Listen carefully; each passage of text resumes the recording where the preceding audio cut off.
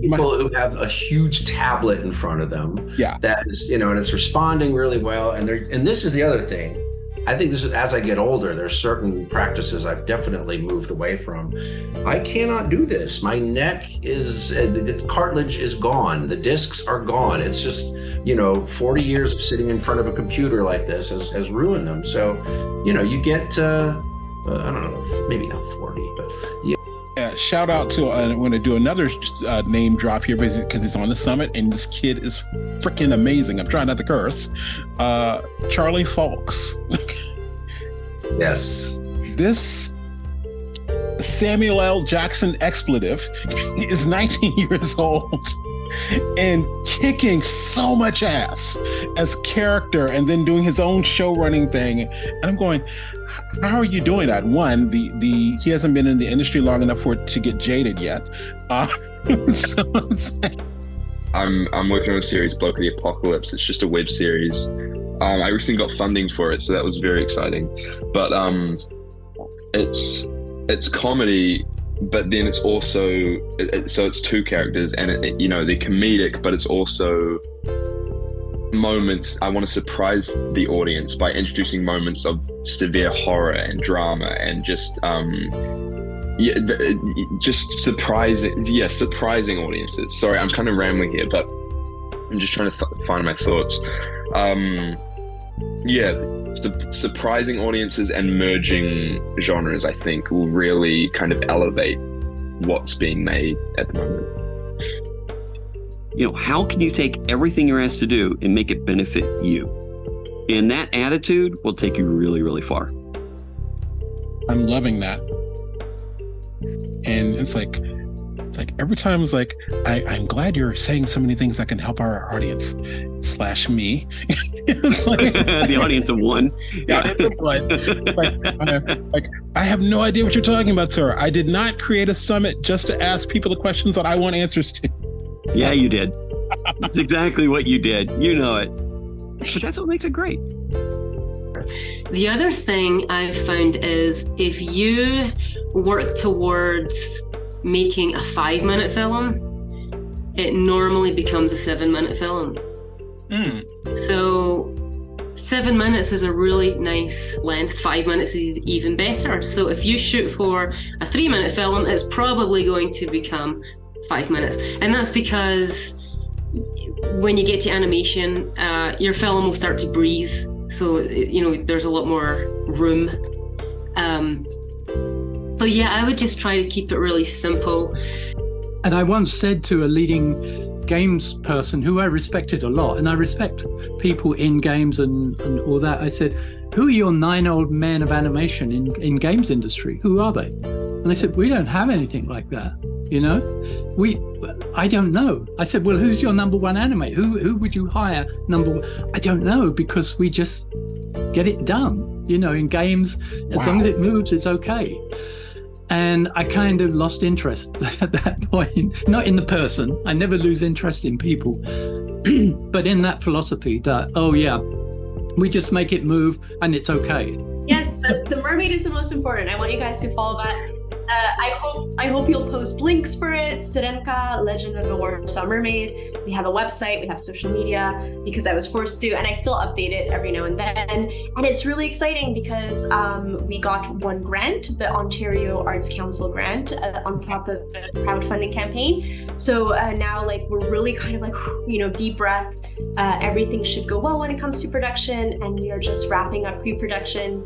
And soon we can get into the meaty, gritty stuff of animating it. So please, if you do post the links, follow us, and go all other types of 2D animation, including Cuphead. Lamont, Mr. Logan Russ, was joking about when I go from talking normal and then I'll go into my tutorial voice, which is a totally different voice. So I'm like, it's funny, yeah. It's funny. There's a contrast. It's like your regular voice. You wouldn't even be able to get a cab. I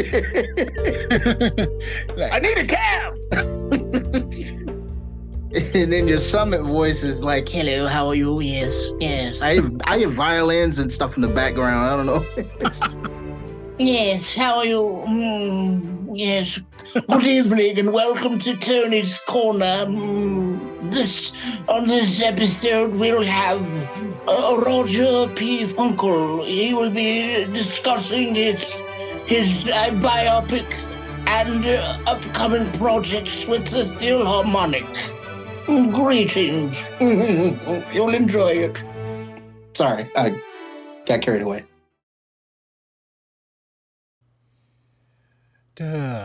Good morning, everyone. Good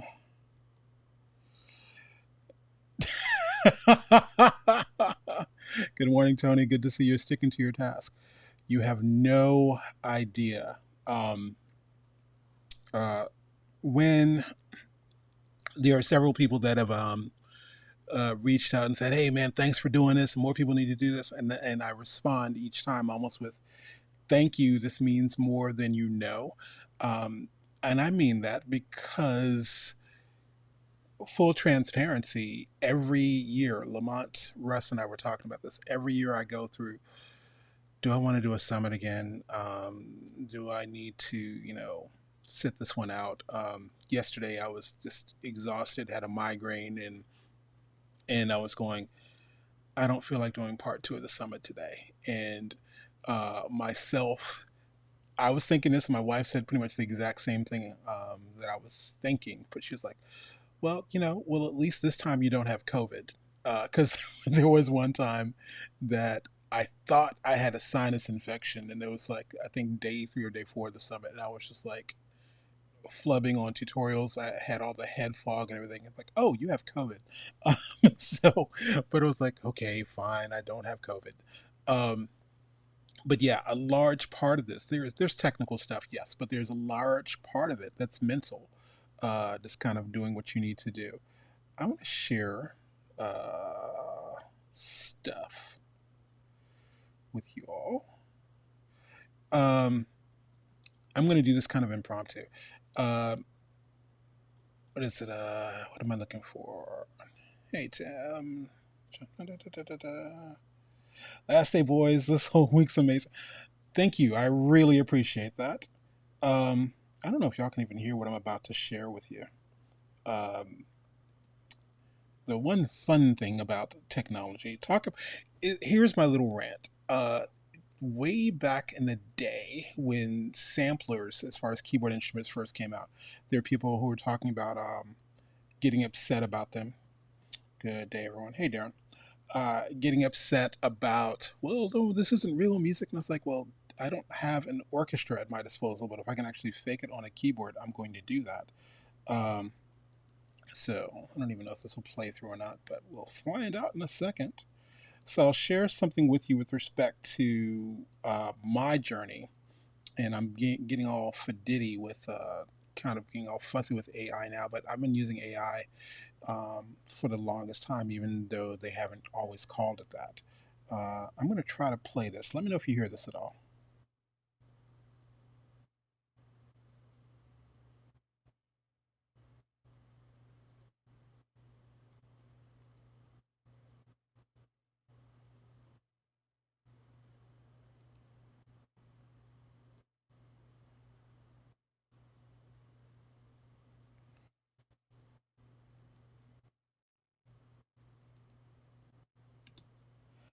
That's what I thought.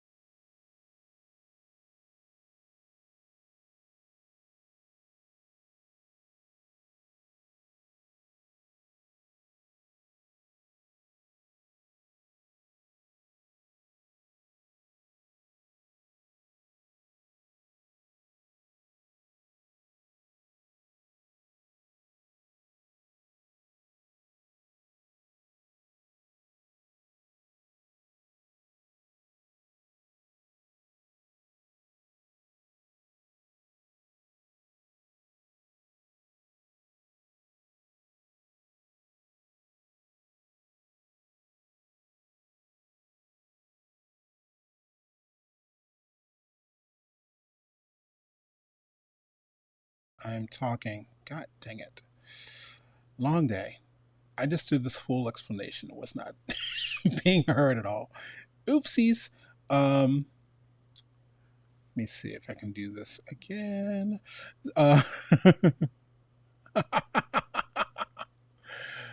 Okay. Apples and oranges. I cannot hear anything. Great. When you can hear something, let me know.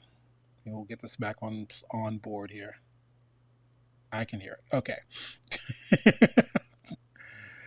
Okay, so that's the other part about doing this. There is a slight delay with respect to there's a slight delay with respect to what I'm saying and when it gets to YouTube. So what I was saying was in the before time, I was talking about the idea of when I'm adding music, I can literally pull music over here in Premiere. And this piece is the video one is about 5 minutes long, but I can go use the music to balance background music. And then I can change the duration of this and tell it I want it to be, instead of 3 minutes, that's the full song. What if I said, give me 5 minutes?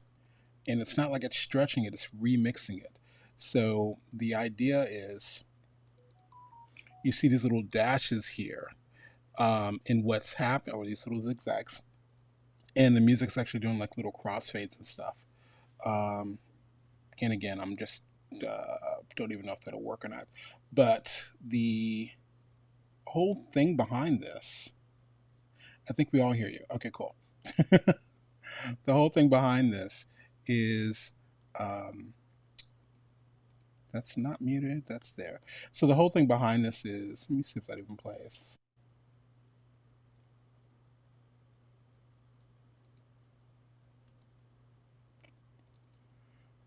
Okay, anyway, so being able to go in and change out things like that, instead of the old school, we had to go in and try to cut and slice and try to make it work. Now it just does this, so it saves a lot of time on that. With respect to the summit, actually having it, having things rewritten for me, as far as some of the social media, some of the tweets, all that little fun stuff. So yeah, it's interesting.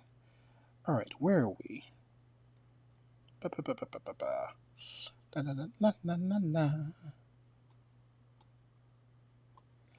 So yeah,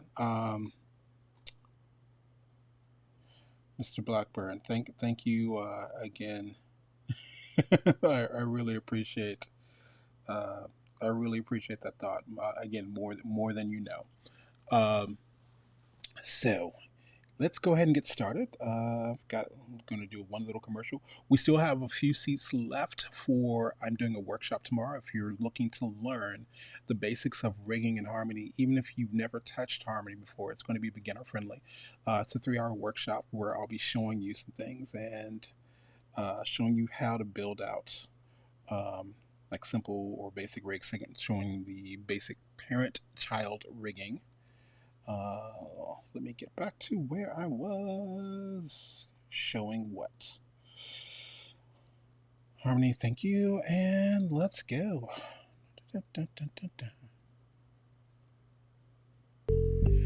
Have you ever wanted to rig characters in Toon Boom Harmony, but the node view scares the crap out of you? Well, I'm hosting a mini workshop that might just be what you're looking for. My name is Tony Ross, and I'm the owner and creator of TonyTeach.com, where we specialize in taking programs that have a steep learning curve and teaching them in a way that's really comfortable for beginners and novices to catch on to. So, on Saturday, October 21st, from 9 a.m. to 12 p.m. Eastern Standard Time, I'm hosting a 3-hour workshop where I'll show you how to rig a simple stick figure in Harmony Premium from scratch. This demo will go over working with the node view, using pegs, and basic parent-child rigging. In addition to this, I'll show you how you can save out a blank rig so you can attach your own artwork to it later. Now, this event is held online, But it is taught live, so you can ask questions during the demo as well as during the Q&A afterwards. Can't make it at that time? No worries. The workshop will be recorded and made available to all who signed up for the workshop. Though this workshop isn't free, it is actually cheaper than my hourly rate. So, this will be the first in a series of workshops, and I'll later be showing more complex things like working with deformers and even master controllers. But I actually want to start teaching people the very basics of working in Harmony Premium and how far you can go.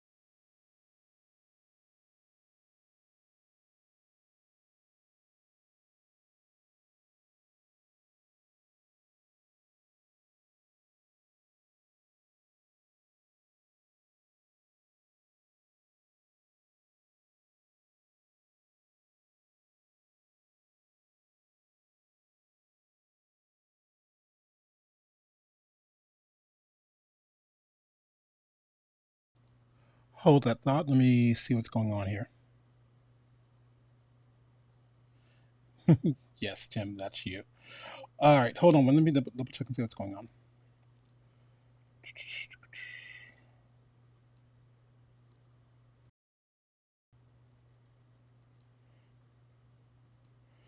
All right, I'm going to try another video and see if this will actually work. Give me 1 second. I'm going to pull in a clip. Let me know if you hear, this is the Tony White clip. Let me know if you hear it. Just type in Tony White. Did you know that one of the first books on learning 2D animation, The Animator's Workbook by Tony White, is no longer in print? It's actually one of the first animation books that I've ever purchased, and I still use it to this day. Even though this book is out of print, you can still get a copy. Tony White is currently running a crowdfunding campaign for his new animation education app, Drawtastic. So, you can get a digital copy of the Animator's Workbook for a small donation of $10. Grab a piece of history and bring to life the past, present, and future of animation by helping to fund the Drawtastic app. Pledge now at igg.me/@/Drawtastic.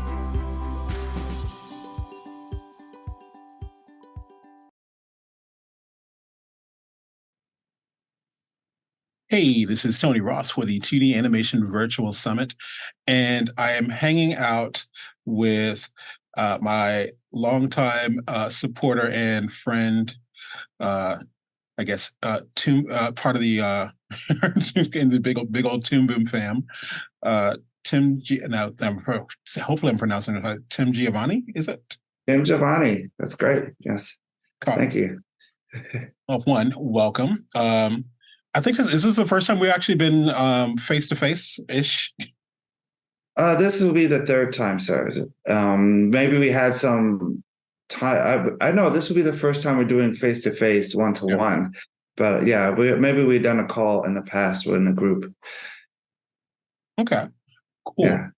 So, Tim, tell everyone who you are and why are you here? Okay, cool. Yes, my name is Tim Giovanni. I was basically the trainer supervisor at Toon Boom based in China. I handled a lot of training materials customer service, customer support, as well as I used to dabble and do a lot of research and development in Asia. I'm highly plugged in the Asian community as filmmakers, the Asian community as animators and animation studios. So why am I here is partly I'm representing the Asian community based out in China, Taiwan, and there's Japan and South Korea. And the other is to kind of follow up on some give and take with research and development that I have found out with the software, and I wanted to share with everyone. So we had a lot of back and forth talk on the Facebook group, which I really like, the Toon Boom social community. Is that correct? Yes. Yeah, our favorite Facebook group. It's awesome. If you really want to get some fast support, just join the Toon Boom social community. And what I do now is I am doing consulting. I am actually tagged in to do a film. I got my own 2 shots and a film to work on, which I'm very excited about. And I'm also doing training, lectures, and online tutorials. So it's pretty busy, pretty fun. Awesome. So I know you got some stuff to show us, but I do want to throw you I'm going to throw you 2 questions, and then I'll let you share your screen. So let me ask you this. What do you think the biggest misconception is about people who say, I want to become an animator? Oh, that's a really good question. First off, I'm a legacy animator. I started animating when I was very young. And the one thing I learned about the animation industry, and this is very important for everyone to understand, an animator must be able to animate an object to make it look real or to life. Now, it's a very big word to say animation, because it doesn't matter if that object is a person, an animal, or a thing. Doesn't matter if it's 2D or 3D. Our job as animators is to animate that object. And my experience is not just limited to 2D. I had to learn Maya. I had to learn 3D Max. I had to learn pencil and paper, traditional and digital, cutout animation, paper animation, and etc. So as an animator, I would recommend that you learn all of it, because it is your job to be animating that object, whether it's 3D, 2D, paper, pencil, or cutouts, digital. And that's kind of where I'm at now with, if anyone asks me, what does an animator do? Your job is to know all of it as far as being an animator. Thank you for that. And I think you said something, I want to say it was something you had said one day, and when I was kind of downplaying something, and I said, and people were like, "Oh, you're an animator." I said, "I'm not an animator. I'm a trainer." And I think you're responding like, "No, as a trainer, you need to know this, and this. So yeah, you are an animator, amongst other things." So I was like, "Yeah, thanks, dude." Yeah, here's the catch. Now, as the industry progressive, it's really advanced now. We classify different types of animation, and when I hear job pitches or film pitches, and I sit in a lot of reviews, and they ask me, "Oh, this is a job for an animator." I'm like, "Okay, what kind of animation is this? 2D, 3D? And then if it's 3D, what type of 3D is it?" And I have to help them classify it, because there's so many different sectors and subsectors of our industry that people get confused. So now I sit down most of the time as a consultant, trying to help establish the pipeline and itemize what type of animation is it, what tools or software they're using. Is it going to be really, for example, if it's 3D, is it really going to be like Maya with a real-time rendering system, or do they need something a little bit more older, such as V-Ray compared to real time? I've sat in meetings with 2D animation, and they said, "Okay, this is going to be 2D animation." I'm like, "Okay, great. Is it cut out? Is it going to be paperless?" I'm like, "Oh, you have to describe it, explain it more." And that's kind of what it is now. It's just a very broad, vast industry, and people just say animation like it flows off the word, and they don't specify what type it is. Love that. And my favorite is where I've had clients come to me and they go, "Oh, can you do a South Park style animation for us?" And I have to go, "Are you asking because you like the style or because you think it's cheap? Like, which one is this? Because I was like, I know which one I think you're saying, but let me know. That, and I love the fact that when people go, or even if they say, I want to learn harmony, it's the equivalent of, I don't know, saying I want to learn After Effects. What do you want to know? Because there is, again, there's like people who do effects animation. There's people who actually handle character design or the rigging aspect, and there are people who are animating, and then there's always that fun question. Matter of fact, I'll throw you this one. I didn't send you this. I'm going to ask you it because I want to see what your response is. Okay. So here's my off the cuff. You have not, most of our sponsors. I almost said capitalist, panelist. Sorry. Okay. Getting my coffee ready. So most of our panelists, we send them questions ahead of time. So I'm going to ask you one that's not. I didn't send you ahead of time. Okay. Is it important that if I say I want to learn animation, do I have to know how to draw? Yes. Yes, you do. Yes. Okay. And also, just be clear, you don't have to draw professionally, but you do know how to draw gesturally. Sketching is very important. I went through this with a few students who are starting out as animators, and they asked how professional should they learn how to draw, and I said you have to really just be able to get your shapes solid and on model, just the shapes, the bare gesture of it. And that's why I explained to them sketching is important. Sketching every day, making sure that you can at least gesturally draw in order to get your animation the way you want it. And even if it's cutout animation, even if you're doing digital, you still want to kind of frame it and form it in some kind of scratchy motion. And I think that's a very important question. Do I have to draw? Yes, you have to draw in the animation industry.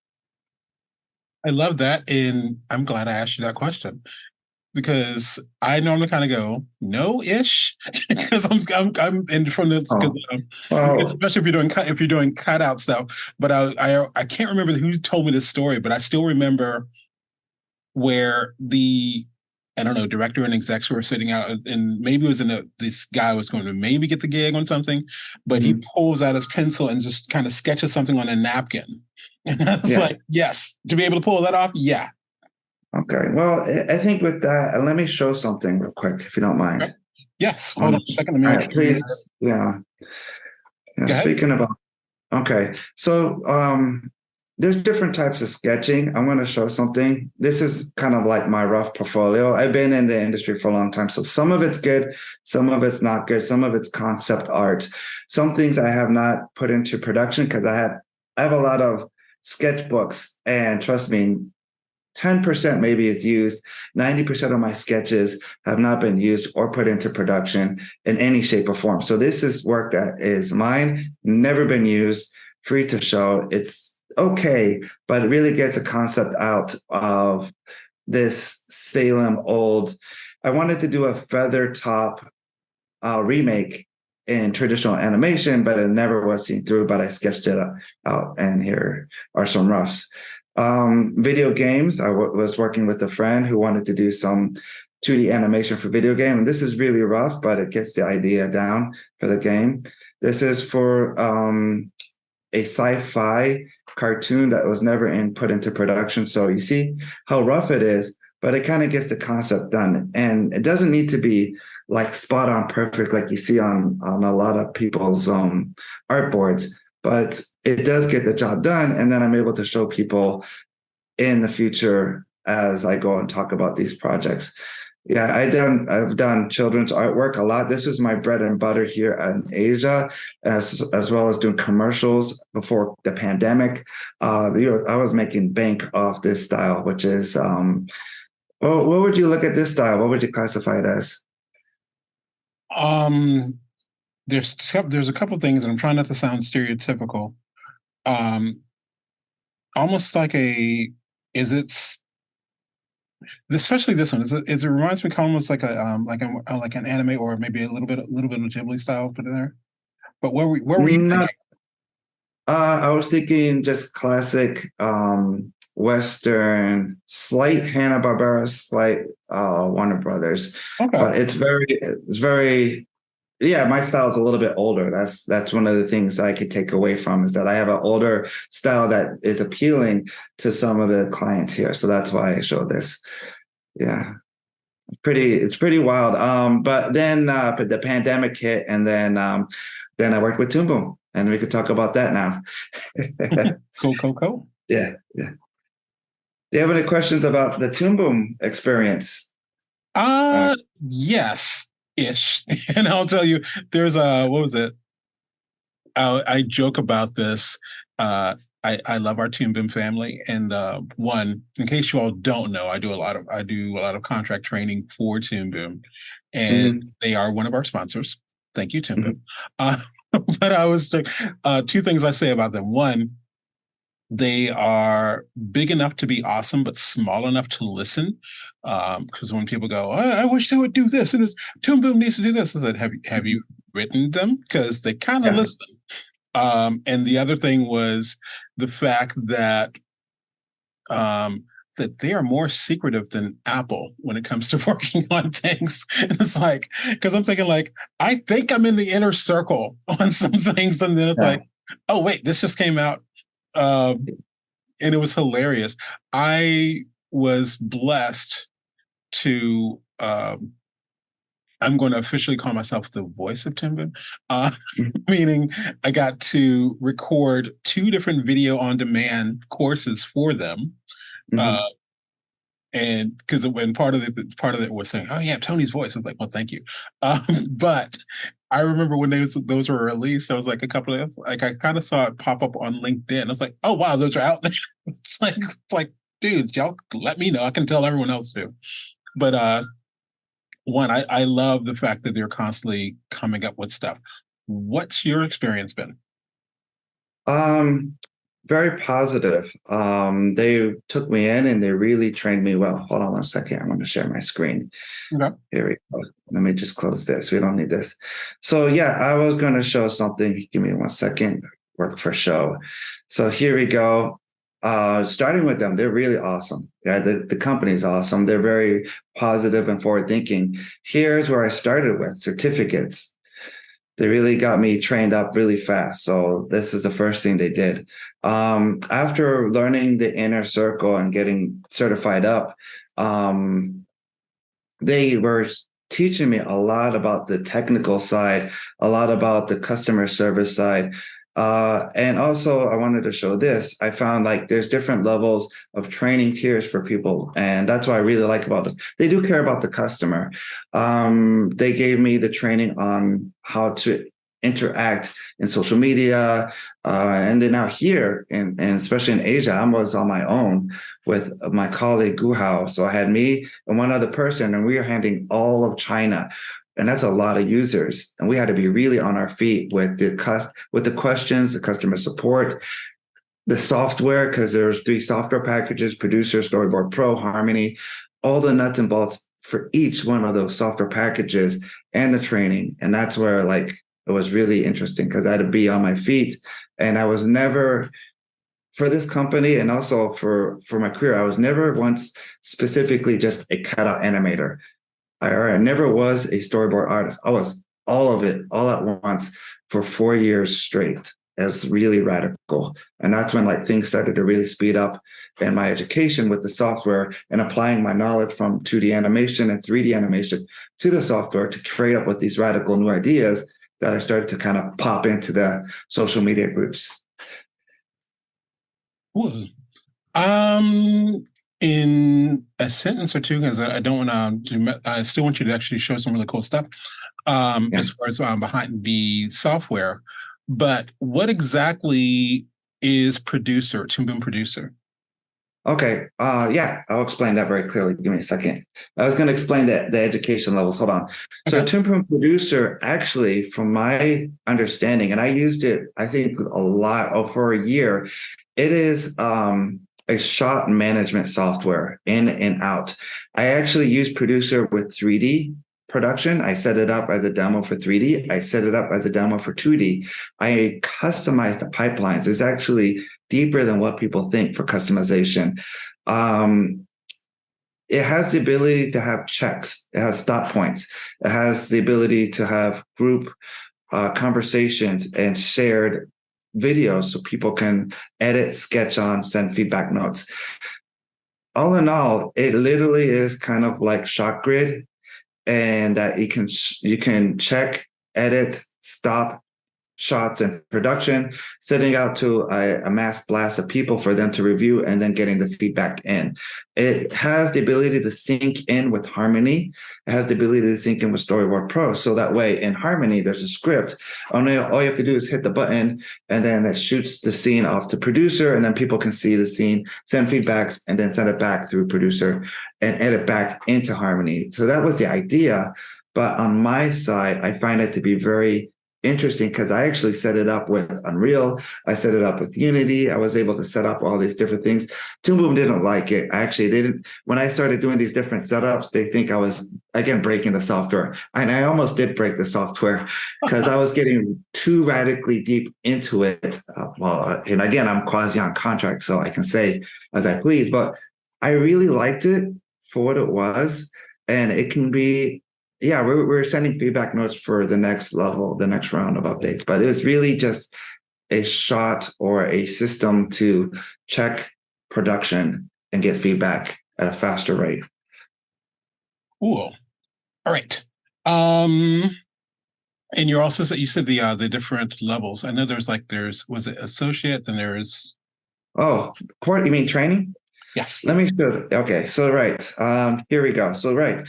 For new animators that really want to get into Toon Boom software, there's this here. This is the learning portal. I recommend this to start.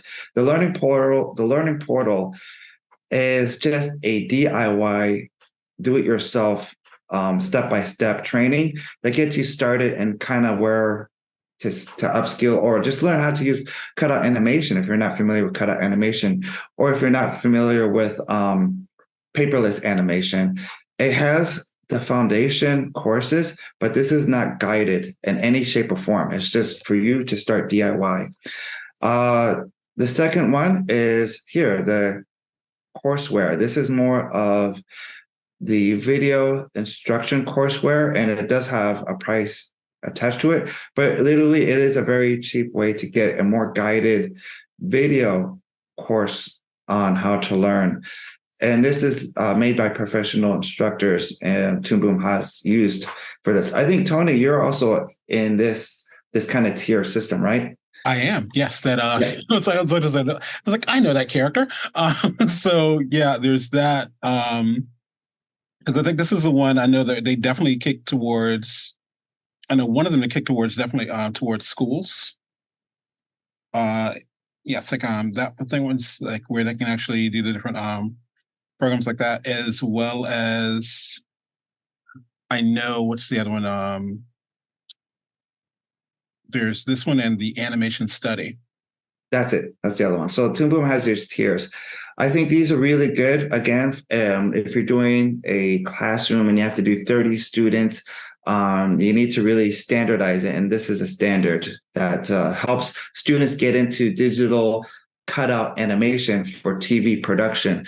Keep in mind, this is the start. This is not the end. Now, if you really want to get some specialist training, there's only a few individuals in the world that can offer this specialist training. And I can do my little plug. There I am. Little bit. I do a little bit on my own. Give me 1 second. And you can ask questions through these channels, through email. There's my email. There's my Facebook because I keep that open.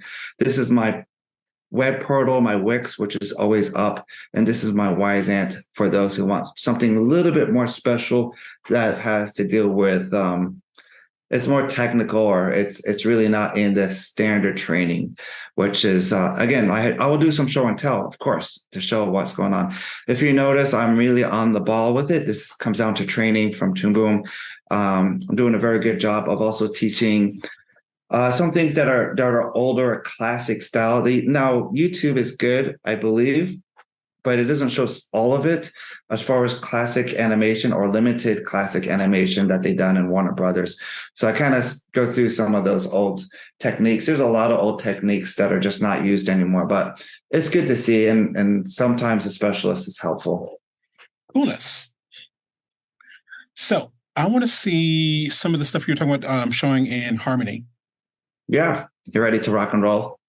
Yes. This is the cool stuff. All right, here we go. So I have a list. I picked mostly compositing because I tell you what, the cutout animation rigging courseware and the cutout animation rigging community is doing really well. So I think that's covering a lot, especially we all know Matt Watts, our friend Matt Watts, awesome dude, great instructor, has done advanced rigging for Toon Boom instructions and has set that up. But there has been little show and tell on the advanced compositing side, especially what I got. So let's go into it. The first thing I want to talk about is Z-depth compositing. And Harmony is a 3D system, but it's different than what everyone would think as a traditional 3D system, and for rendering. And Z-depth does exist. It is a deep pixel compositing system. And I'm going to use a scene from Toon Boom courseware. This is the pirate scene. I don't know if you're familiar with it. I don't think I've seen this one, no. Okay, this is the pirate ship scene. They use it for shadows. They talk about shadows and shadow passing. But what I want to show is something called Z-depth. And this comes to a very particular topic and instruction on how to extract Z-depth or even a depth map in Harmony and painting your own depth map, because that's very important. A lot of people just don't know that it's possible. In this system, basically, I painted a black and white grayscale depth map on top of my background in order to control what is in focus and what is out of focus. Okay. And just give me a moment as the computer is going to speed through it and show. So amazing. There it is. Okay. So this is the actual depth map. Things are in focus or things are out of focus right now. Now, let me see if I can go ahead and show you the Z-depth layer. Okay, give me 1 second. There it is. That is the depth map. And this is very easy to paint. It's very obvious. But in order to get this into the system, I have to show you a technique that's called channel swap. Are you familiar with channel swap? I am not. Okay, this is a very important technique. This is going to, I think, radically change how people can do rendering inside Harmony, because while this is a Z-depth map, I have to extract the Z-depth map to go into my bokeh. You know, they have this new bokeh and blur. Right. It goes into it as an alpha map. But this is not an alpha map. This is just a black and white map. I have to do something called a channel swap. Ignore the Gaussian blur. That doesn't count. This here is just my black and white. I painted it myself. I go ahead and I change it into an alpha channel using something called luminance, taking the black and white and turning it into a luminance alpha map, which if I go here, no, I want to go to my map pass. It's going to have this luminance pass to it. And let's see if I can show you. Maybe it's going to be hard to display because it's just going to be an alpha matte on black. Oh, no, there it goes. It is showing it. It's just going to show. Yep, there it is. That's the alpha map. So it takes it from black and white and turns it into an alpha map.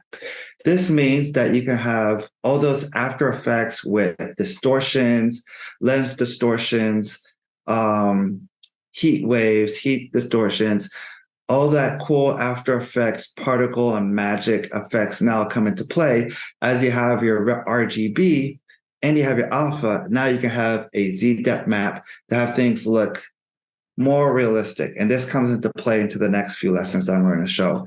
This channel swap is very important to anyone who wants to get into compositing, because this turns anything that is a black and white image into an alpha image. And then that is now usable into all these effects in the node library, including characters. If you have a character that's holding a light and then it gets very close to the face, maybe you want to have some of the character blurred out while some of it's shown, and that you can use a Z-depth pass. And then once it gets plugged in, I can animate it on and off using my bulk and blur.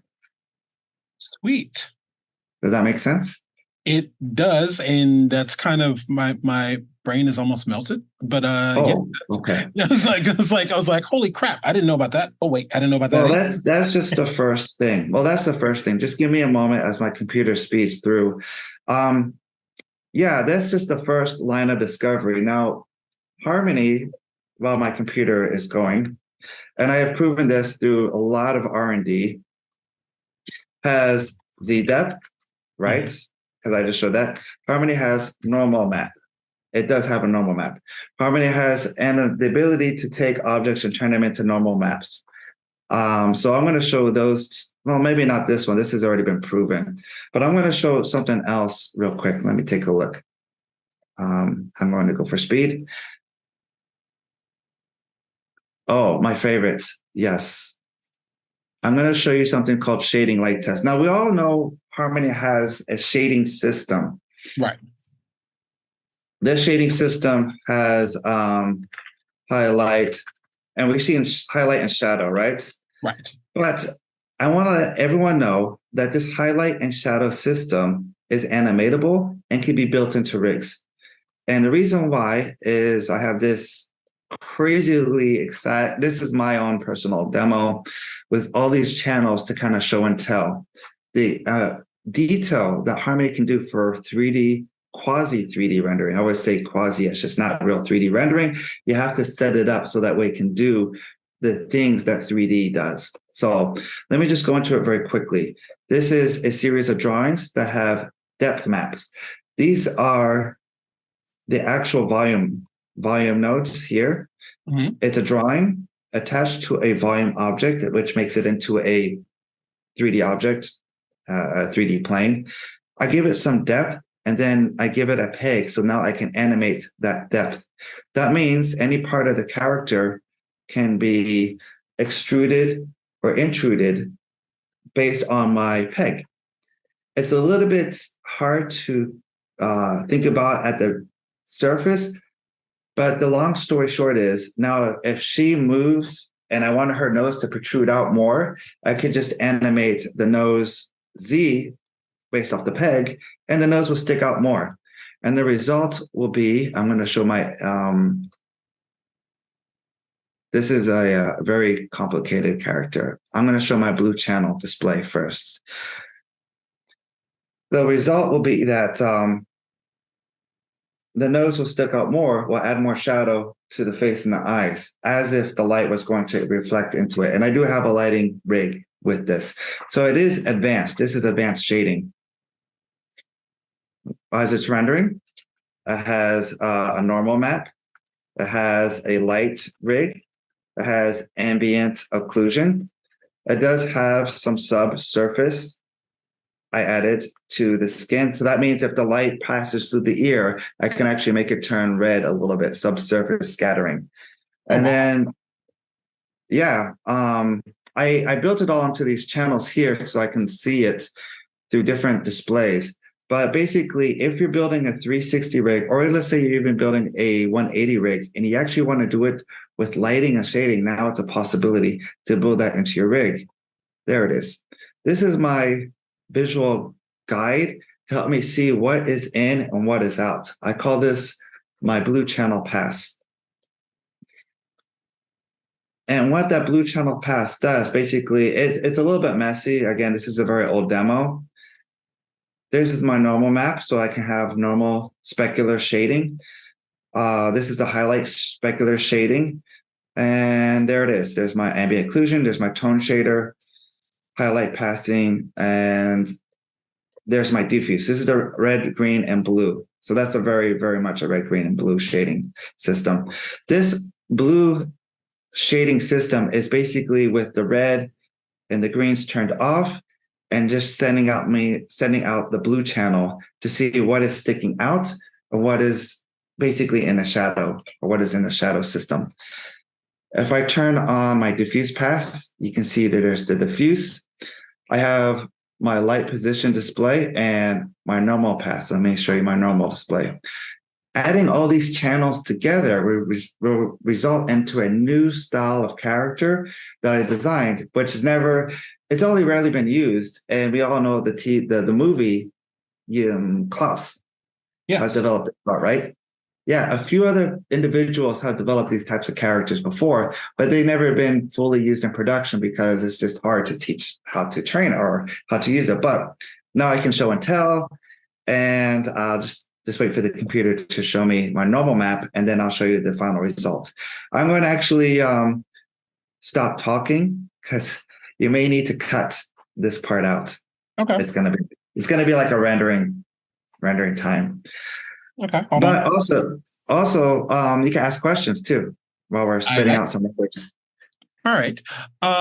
With the technical advances of what's currently available as far as software, as far as between social media, what's possible with computers and everything like that, would you argue that there's never been a better time for individual 2D animators than there is right now? Yes, that is correct. This is the best time to be in the industry because while we know AI is developing and trying to simulate or emulate 2D animation, it's just not quite there yet. It's not capturing the essence of traditional or even the humanistic form of animation.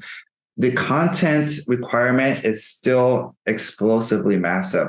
Well, I think in your side, you would not see it as much on my side, but in Asia, it was still at 200%. On 3 different regions, it's just a huge consumption of animation. It's hard for Toon Boom to get into all of it, but if you're saying, I want to get into the animation industry, I want to get a job in it, there's always a need for animators. There's always a need for that human touch. And I think that's important to still state. Sweet. Yeah. Give me 1 second. I'm going to put on my master composite. Okay, there you go. You see my composite?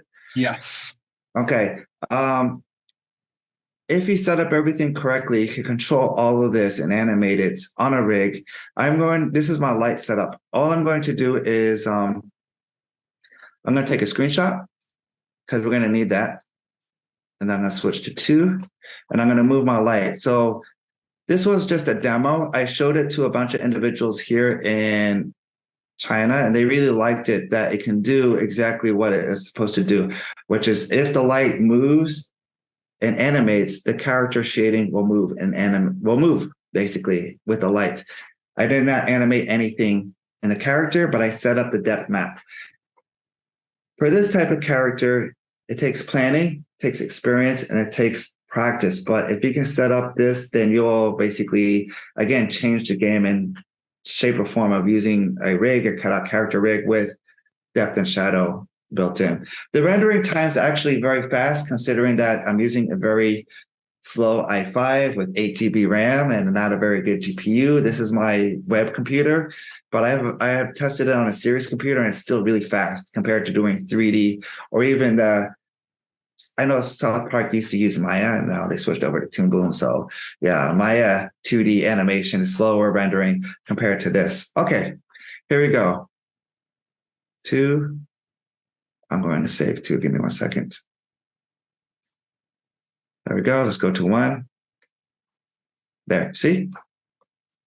You see the difference? Yes. Yeah. So the demo, this was a demo. Anyway, this was a demo. It works. And this character is built as a cutout character. If I was to really fully form this out, this rigging structure works out. This light shading rig works out very well. And I have a bunch of checkpoints that really capture the essence of what I can do next.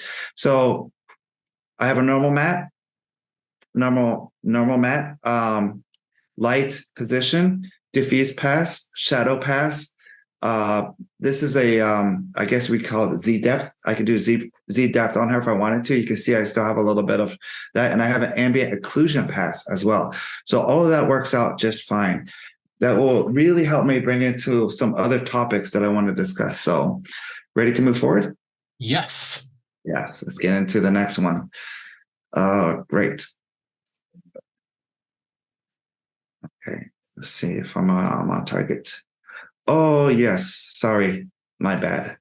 Okay. I just wanted to show a quick topic. It's about image swap. Have you seen image swaps? Image swaps. I haven't. Are you talking about like when you do? Are you talking about drawing? Um, Or are you talking about something different? Something different. My mistake. Let me find the node real quick. Let's talk about this one. Sorry. What do we call it? Drawing swap. Image ports. If you go to image port 1, image port 2, what is that called? My bad. It's a controller Okay. swap, not channel swap. It's a lot of swaps. It's not a transformation. So it's like an image switch. That's it. Image switch. Have you heard about that before? I have heard about it. I have never really messed with it. Okay, that's what I heard from a lot of people. So this is for the community. So for the Toon Boom social community, I recommend everyone learn image switch. The reason is image switch is animatable to be turned on and off using the master controller slider. You've seen the slider, right? Yes. Okay, so the slider can animate 0 to 1. Now, if you want to have something here, which is, let's say, for example, I have a mouth. This was a web series. I'm just going to load up a shot, and the mouth has a cutter attached to it. And let's say, for example, let me go to here. I'm going to go to a shot. Wait a second. This is a snail. He's very cool. I did this for my friend. Okay, here we go. Say, for example, you're going to have his mouth go from a side profile to a front profile, and you need to have his mouth have this alpha cut mask, then I would probably use the image swap. And you see the green? Yeah. Okay, and then if I want to animate that off, there it is, it's off. And that's what it's used for, to animate on and off the cutter. Okay. And that means the character goes from the profile and then moves to the front pose and then actually can square up using my same. I don't have to change anything. It's just there. And he's ready to go and do his talking. See? And let's say, for example, it's like this. He's on the side. And then all I have to do is animate it off. Oh, sorry. Animate it on. There you go. Okay. That's what I recommend to use for. So here's the way it works. Basically, I have an empty drawing going into the 0 port. I have my mouth with the green mask on, or the mask, into port 1, and then I switch on and off between 1 and 0. If I set up my master controller, I don't even have to go in here. I can just use a master controller to animate it on a screen, and that's how he set up the image switch.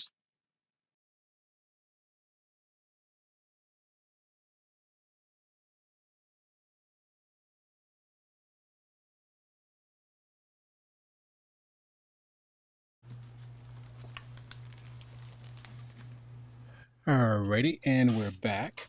Yeah, in letting everyone know and reminding everyone, the way I've run the summit is I give everyone about 45-minute pockets during the summit.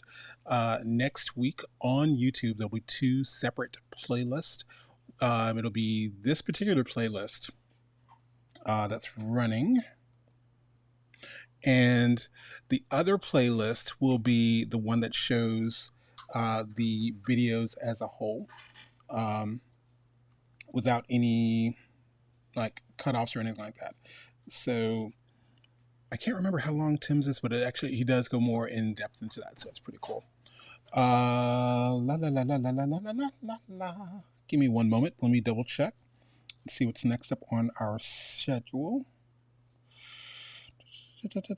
Oh, cool. Yes. Next up is my friend, Mr. Ollie Putland, who is an incredible beast. Oh, before I go, let me state this. Niba Ali, that was extremely informative. Yes, Tim Giovanni is a beast. So I want to put a plug out, and Tim, feel free to, I think if you're still on YouTube or even in this in the area, drop in your Wisant link for where you do training. Someone had asked me yesterday, because they were asking, do I do one-on-one training? Yes, I do.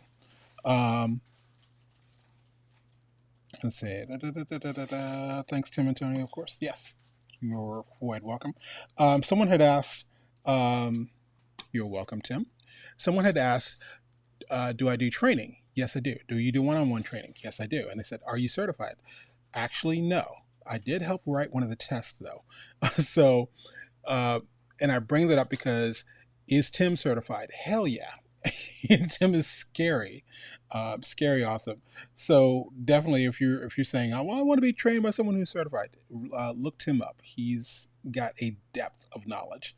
I'm probably gonna have to hit him up myself because he did a trick that I was like, "Wait a minute, how did you do that?"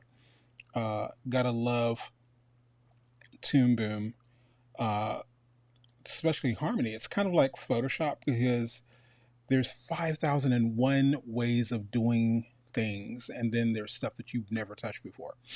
Definitely got to watch the whole thing. Thanks, Tim. Yes. Okay. Anyway, let me get Ollie up here.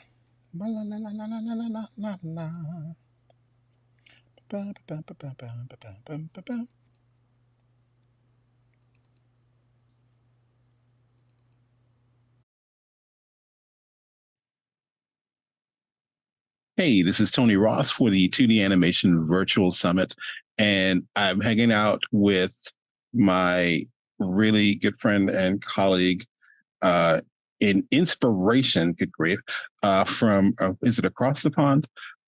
I'm just clamming up with all the praise. Yeah, it's across the pond. Yeah, Mr. Ali Putland. Hello. Thank you for having me. Always. Dude, absolute what's pleasure. Going on, man? Yeah. I am officially a writer now. I think before I was sort of playing at it, and now I really am writing. I have a huge respect now for any cook that has to come up with a recipe book. Because, when you follow a recipe, even if you're new to it, it takes about a couple of hours, something like that. If you're writing it, it takes between like a month to, in this case, in the one I'm working on at the moment, over a year to get something done. The problem is I'm writing at the moment probably as definitive a recipe. I call them recipes rather than how-tos and stuff because I want to try and present sort of tutorials in a more fun way. That's the whole point. So yeah. I'm writing Toon Boom Harmony tutorials, but as if they were cooking a cake or something, to make it more fun for everybody involved and to make it less intimidating. Because I do find sometimes with some of these books, they are very dry. They're just a bit sort of, yeah, they're not fun. None of them are fun. And I want it to be for something that could be so dry. I want it to be fun. So I want it to be step 1, step 2, and lots of colorful illustrations, things like that. That's what I'm doing. But I'm doing something at the moment. Previously, all the stuff that I've written have been quite abstracted, small things, mainly to do with light. I've written 2 books of this series. I'm writing a series of books that cover as many aspects of Toon Boom puppet creation as possible. So I've got a line chapter, a line book, a flesh book, a texture book, a speech book, or this book or that book, whatever. And it's ballooned. It's become so big, this thing. And as I say, previous recipes have been quite abstracted, small things. Now I'm actually writing how to make a very realistic humanoid character that can move around. So there's quite a lot involved in this, and I've had to split it up several times into different bits to stop it being so overwhelming. And I made so many prototypes over quite a long period. I lost count of how long this has taken me. Because I want to get it right. And, for my own personal satisfaction, I want it to do many things. And B, I've got to make it read in such a way that pretty much anybody could recreate this, and that's the difficult bit. No, everybody can go into the node view of Toon Boom which is the place that you make the puppets, and make some sprawling, majestic nonsense that only makes sense to the creator, and it works and gets you through the production. But then trying to say, okay, this plugs into this because of this, and this happens because of the, you can't do that in a recipe. You've got to clarify every little bit in a way that makes much more clear sense, so the reader of it can say, oh, I understood why you did this and that and the other. Right. And in this particular instance, I had to create a recipe which could be customized depending on the proportions of the character that you were making. So I couldn't just say, this peg has to be at exactly 50 to 60 points in the world. I had to say, okay, it has to kind of be where the pec meets the shoulder and all that. So again, it's not, I can't give clear sort of numbers. I've got to sort of say, here's roughly where it is. Right. This is the percentage that we want this to move. And now you're going to have to sort of make up your own version in particular points. All of this I had to figure out, and how to convey it in a way that was consistent and made sense and was easy to follow. It's not an easy thing to do. So that has taken me quite some time, but I am like days now. This should be available for my patrons, hopefully at the end of the week, this thing. And I'll show you actually. This is what I've been bashing my head against the wall over for quite some time. So the concept is that you should be able to move this character as freely in as many different directions as possible quickly. So the limbs, you can just grab hold of a limb and move certain bits of it around, and they foreshorten easily. You can get that with no effort at all, that kind of thing. I should be able to, if I zoom in here, I should be able to move that. There you go. So it's able to sort of move backwards and forwards really quickly. I'm not having to do any deformations here at all. It's just able to move. And then the same thing with the body. The limbs is fairly easy to do in comparison to the body. But if I turn on the controls, so these are sort of pegged controls that you'll be able to move body parts with. I'm able to do things where I've got some sort of foreshortening of the body there. I can sort of bend things and move things all together. So none of it sort of breaks the puppet. It's able to do these subtle things very, very, very quickly, and just get things done. Because that's the thing that takes the time when you're moving a complicated humanoid character. You've got to keep going in there and moving the deformations around. And I wanted to minimize that. Right. So you can still do that if you get a thing here where you think, I really want to try and sort of deform certain bits of it to taste. I can go in and sort of alter the shapes of things if I want to. But you don't have to. If you don't want a deformation on something, you don't have to put it there. But I want to try and get it to the majority of the locations as quickly as possible. So you've got certain key areas to be able to do certain things as quickly and easily as possible. And that's what I've been working on. And it is quite hard work to get it working as effortlessly as possible.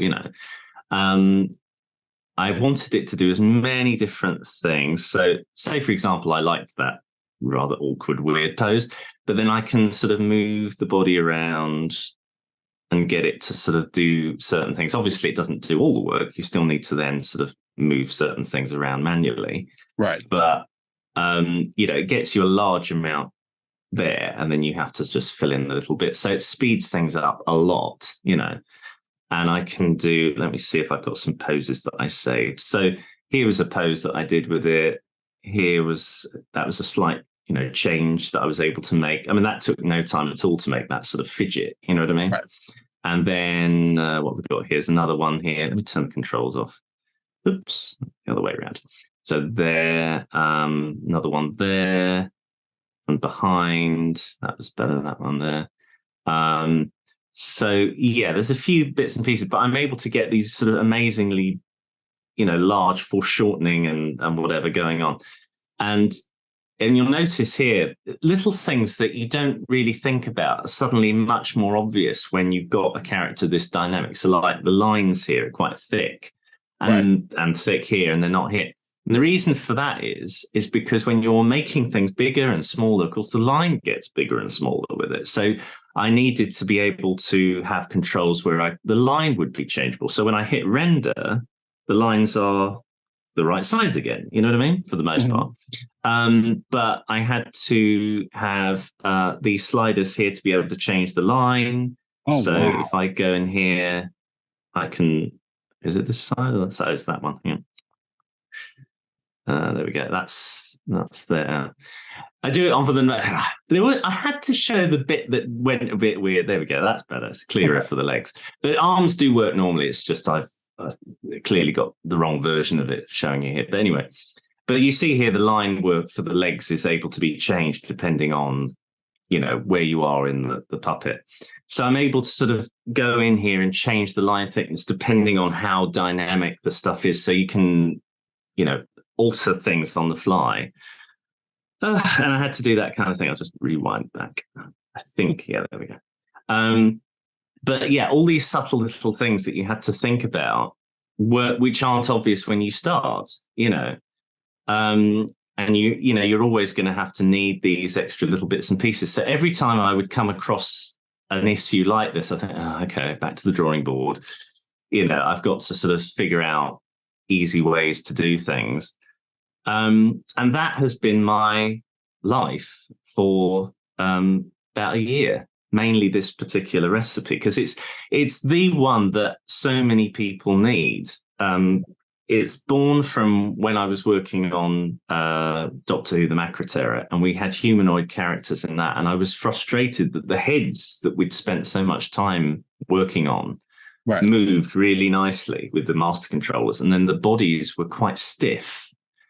And it wasn't because we didn't have good animators, and it wasn't like the puppets couldn't potentially go to the right places.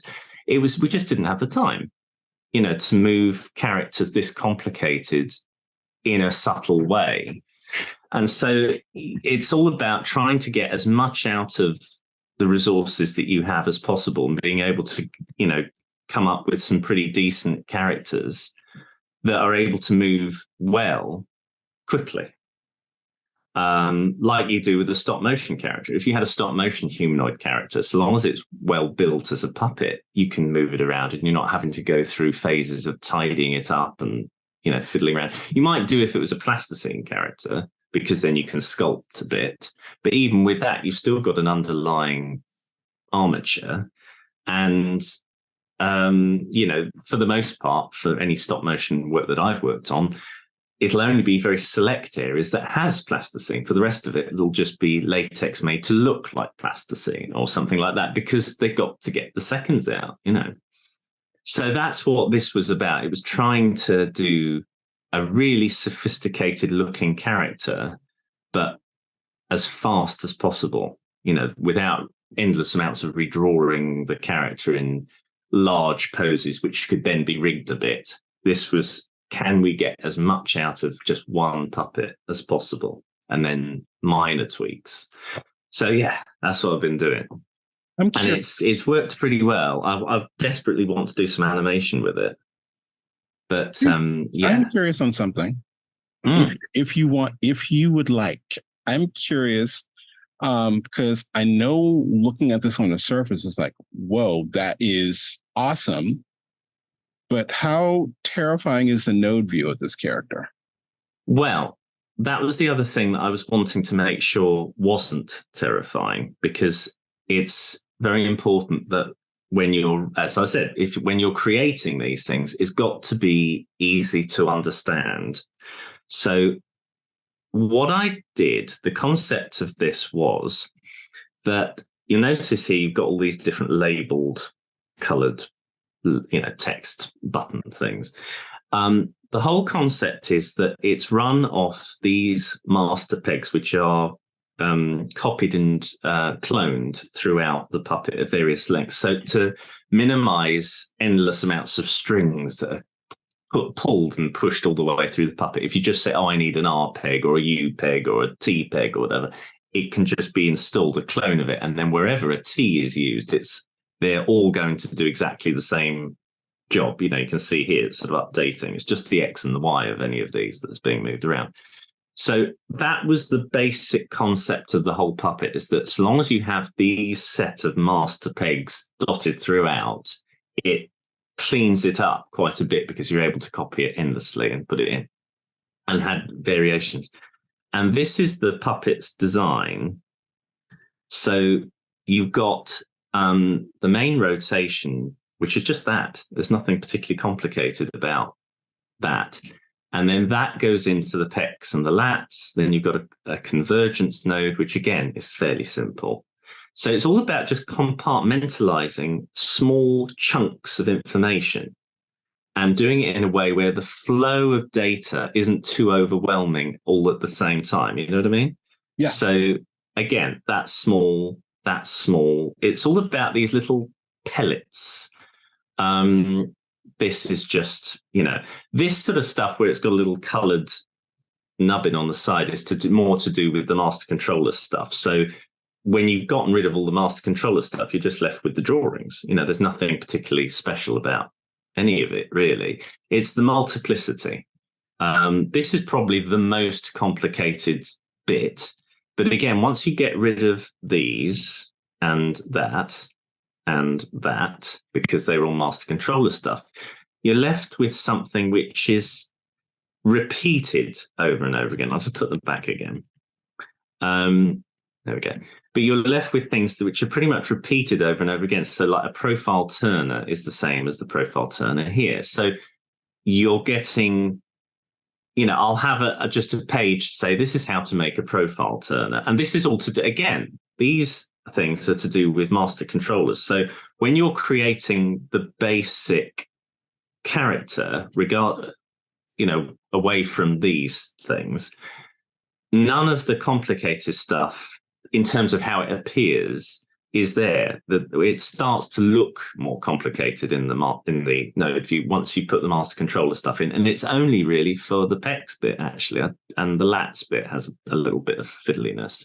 But when you're doing the actual, making of the puppet in terms of what I've shown you here, bending things around, none of this more awkward stuff exists at all. It's added on later. And I've split the recipe into 3 different bits. So I've done one recipe for the limbs because they're all built the same way, one for the whole of the torso, and then one for if you want master controlled turnings, that sort of stuff to make that easier. I think visually, the limbs are initially the most scary. They take up quite a lot of space on the screen. But then once you break it down, what's going on isn't actually as scary as all that. Down here are all the drawings. So you've got the hand, the wrist, the forearm, elbow, and all that sort of stuff. Nothing frightening there. The constraint is just that. Well, the only reason I put it into a group was because then it's a lot clearer and easier to understand what's going in and out of, that relationship. Okay. I think they're all fairly similar. And then once you've got one of the, ignore all this is master controller, just sliders. There's nothing special about that, frightening as it looks. But once you've got one of these set up, you can copy it again and again and again and create any limb you want. So that was the philosophy about any of it. Once you've done it, you then duplicate it many, many times, and you've got your, I love rigging based on the concept of modules, where you say, I've created this module and I plug it into this and it can do this job, and I know what this is doing. The rigs I can't stand are when it's just sprawling nonsense and you've got that going over here and that going over, and it's just none of it has any kind of rational sense. Whereas if an element of this went wrong, very quickly I'd be able to isolate where it came from because I could sort of follow the flow of logic pretty, you know what I mean? Everything's compartmentalized pretty well. All of this stuff, this arm connect and leg connect stuff, again, I think this is all to do with master controllers. So if I showed you one where it was just, in fact, I think if I just open this one up, this is my. This is a recipe that I'm going through testing now. So I'm going through it just to check that it's write downable. And there are a few little changes I've made, but this shows you it without any master controller stuff at all. So you can see here it's a lot calmer. Right. There's a lot less stuff that's scary. And if you look at the pet constraint, that's calmer. That is exactly the same as that, but then with some tweaks. That's the reason why I rename it. So there's a lot of reuse. These 3 bits are reused again and again through the puppet. So once you've made one, you make it again. You know exactly what's going to be inside it. You know what I mean? So it's all about trying to not blind you with too many things at one time. So you're just concentrating on the issues at hand. Having said that, because there is so many steps, I have said that the recipe is an advanced one. I'm not trying to say therefore a child of 2 could do it. They technically could, but I'm not going to assume that, it's. I know that this is a more complicated recipe. It's one of the few that is, and that's why it's taken so long to write down. But I always wanted to make sure that it was clear and as calm as possible. And as I say, if there's things that I needed to tidy up, I always would try to. So I'm happy with it. I mean, if you look at this in comparison to the Empress that I made, which was a few years ago now, which was the beginnings of trying to come up with a humanoid character. I'll just go back to the original one. She is messy. There's a lot of, because I was trying to figure out how to do it at the time. There was an awful lot of interconnections and, this follows into that and this counters this and blah, blah, blah. Whereas this doesn't have this. This is much more, they all go from here, then they do this, and then it splits off into 3. I tried as hard as possible to not have as many shoots off, but it just wasn't plausible. Right. So this is as clean as I could get it with the concept of the master pegs all the way through the system.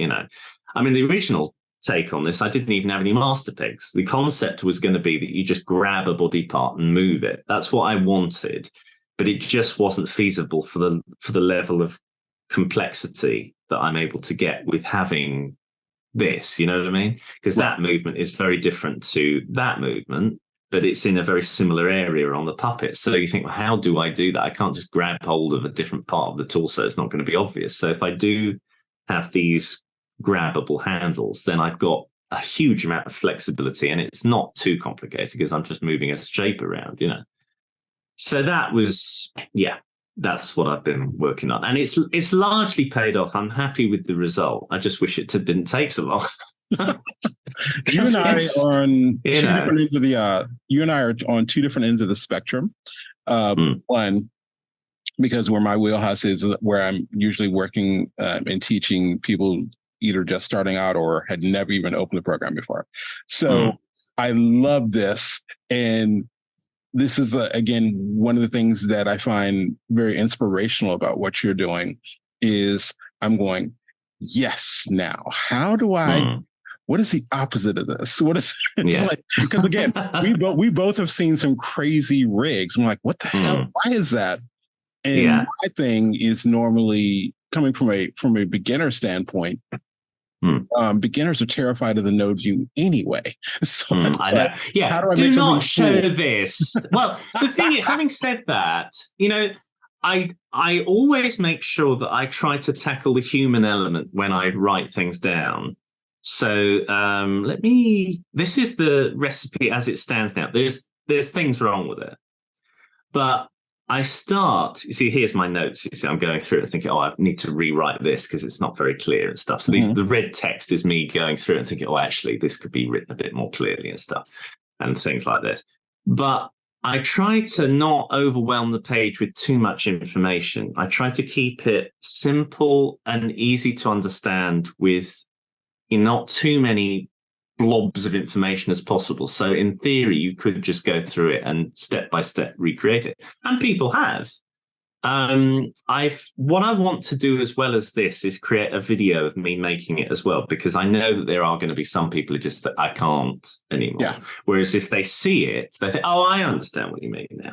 Exactly. So, and what's interesting with, because I'm taking inspiration from chefs as well, and they, funnily enough, do the same thing. So they'll have a recipe either online or in a book, but then they'll also have a link to them cooking it on their TV show. And it'll be exactly the same thing, but they'll be talking you through it.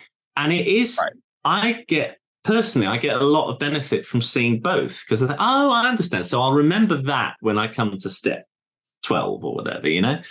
And I think I think having them both together is actually really, really, really helpful.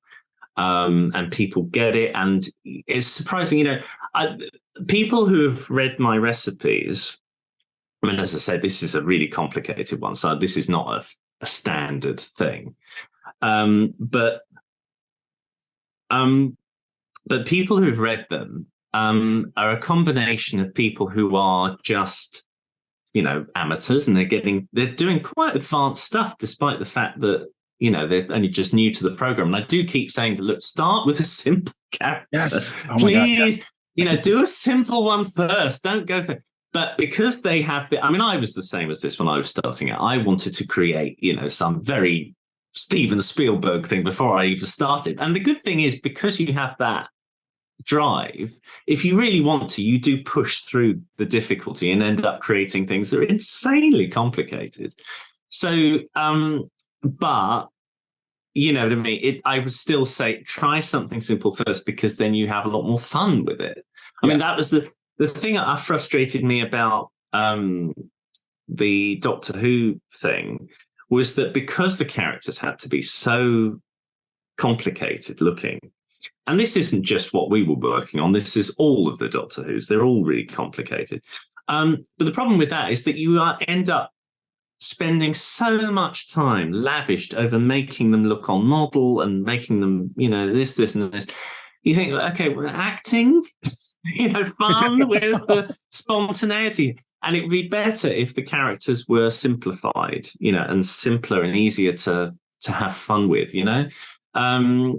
I personally think, because, you know, and that's what this was trying to achieve, is that if I can make the hard bit rigging them, and then once you've done that, you can now enjoy and relax and get to the animation side. And one of the things that I'm really, really happy about with this particular character is how quickly I can get it back to back to the pose it started with. And so if you really get yourself into a pickle, you can sort of snap your fingers and it goes straight back to how it was. So, for example, if I do some horrendously bonkers, you know, oh my goodness, what do I do now? All you have to do is find the Master Pegs group, select them all, and then just go like that, and then we're back to the beginning again.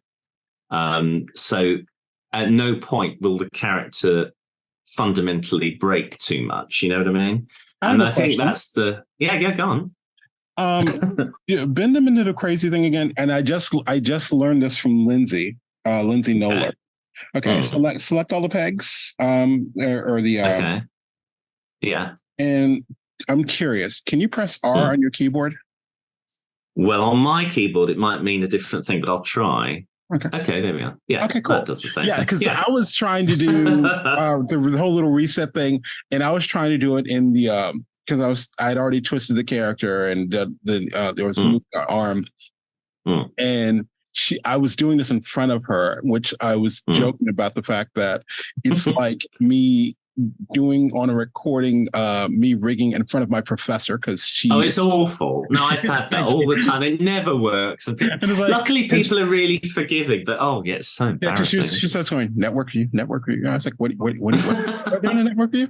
And she showed me. I was like, oh, why have I not done this before? Oh my god, that's cool. Yeah. Well, it's such an enormous program. I mean, you can't possibly. It doesn't matter who you are. There's always something. That's why I kind of like it, because I didn't know I could do whatever. Well, that what is it?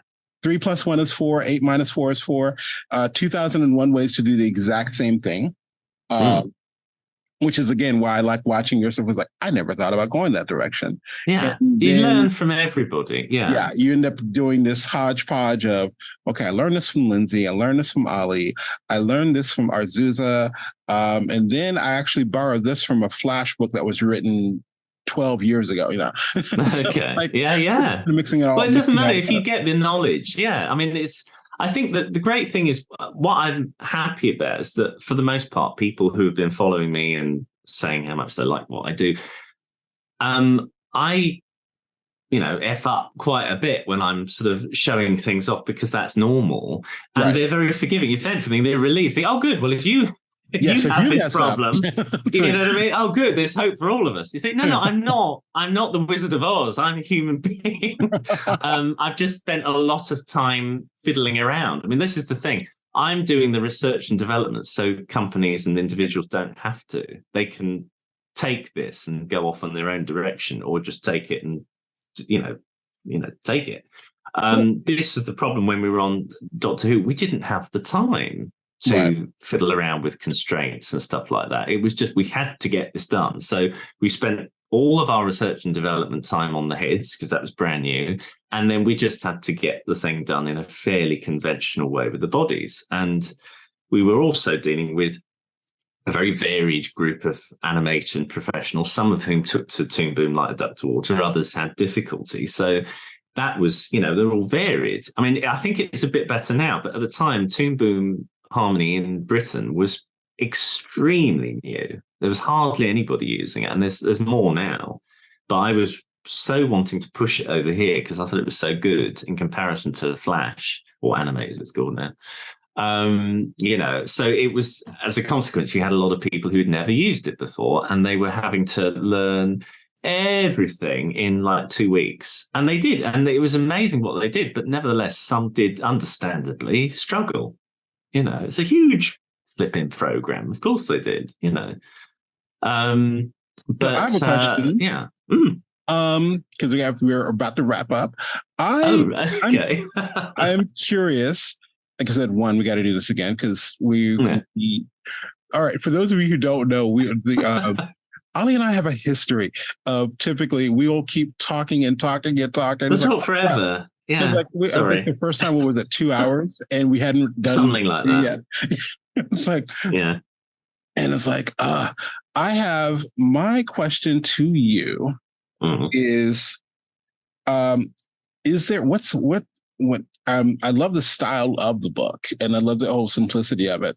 I love and hate you for the design of it, because it's one of those in my head. I'm always saying I'm going to make a book. I'm going to make a book, and then I see your book. I'm like, damn, that's really good. It's really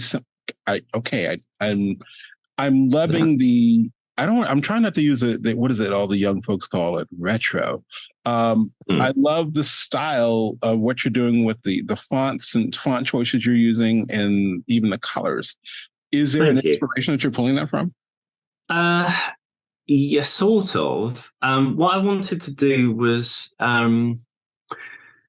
there are quite a lot of books like Nigella Lawson, Jamie Oliver, all of that. It was definitely cookbooks I wanted to go to. I did not want to go for dummies, how to do, Toon Boom for dummies and all that sort of stuff. I did not want that. I wanted it to be as close to making a paella or a thing as possible.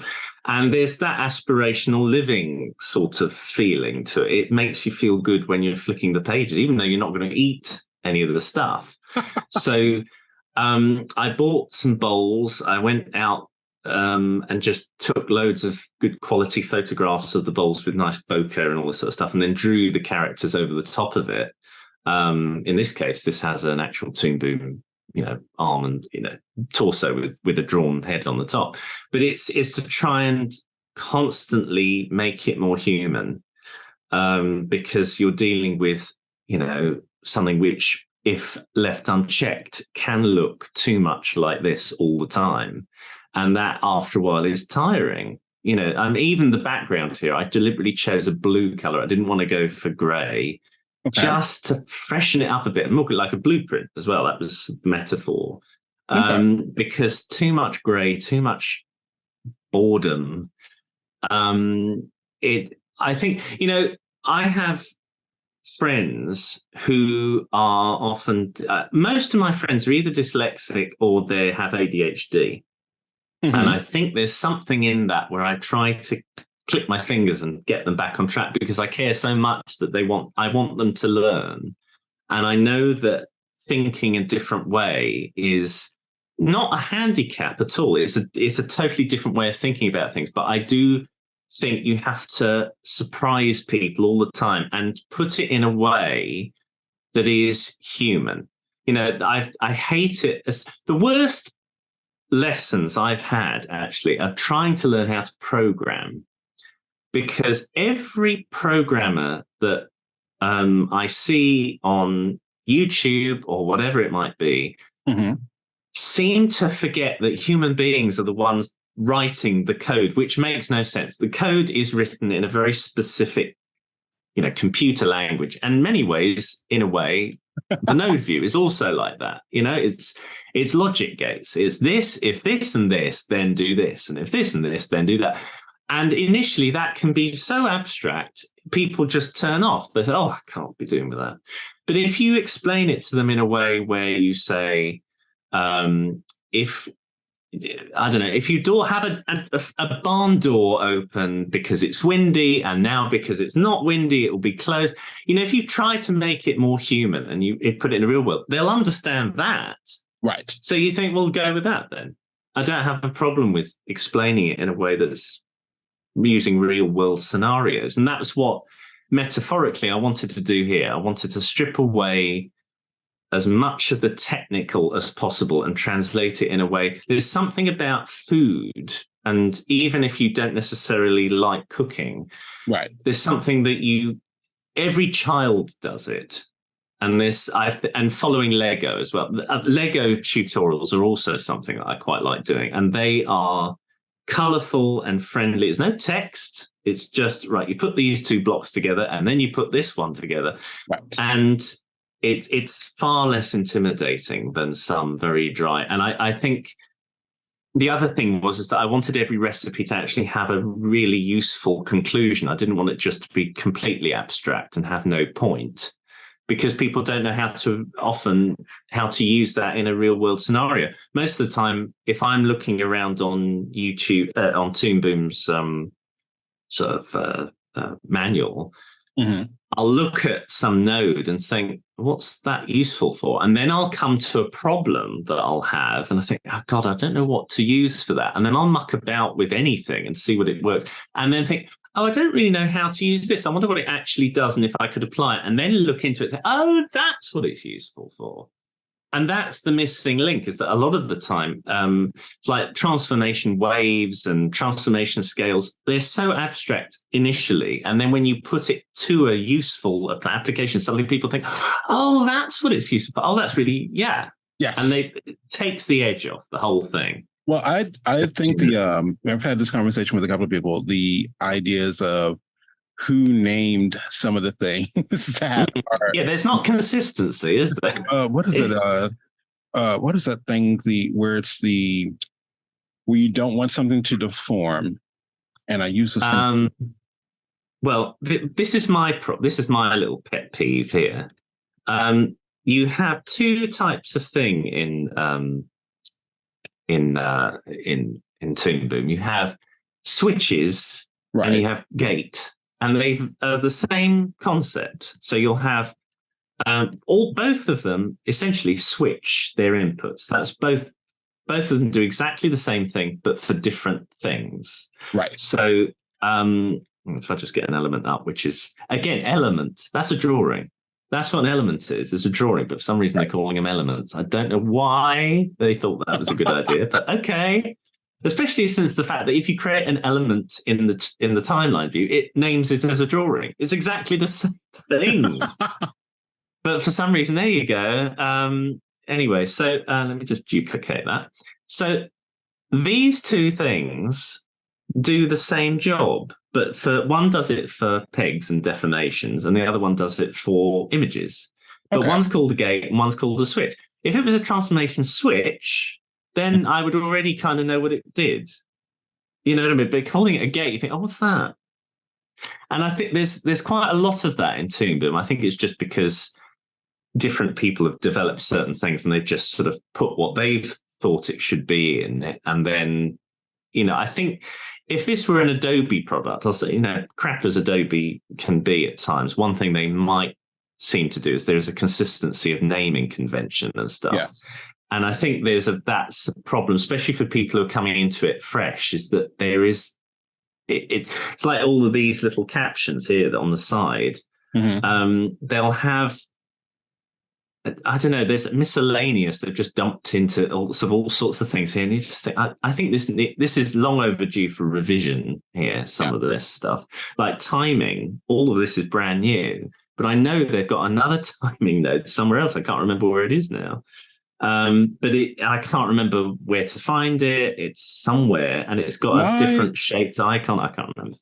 My pet peeve, and I joke about this every time I do a training, and because especially when I'm doing trainings for Toon Boom, because I know they listen to my recordings, is me introducing beginners to, and I'll say the cutter tool, not to be confused, the cutter node, which does something different. And I go, thesaurus people, come on, let's get a different word. It's tricky though, because I mean the amount of stuff they've had to fit in here, eventually you are going to trip over your own terminology, and it's just going to get, so I do empathize, but I think there are certain things where there are certain like legacy things where they've just kept them in, and I wonder if now the time to actually put these things out to pasture, because they're just, I mean, there's subtle things like what I really want to do. One of the things that I'm having to unfortunately introduce into one of the recipes is expressions. It's not complicated expressions at all, not at all.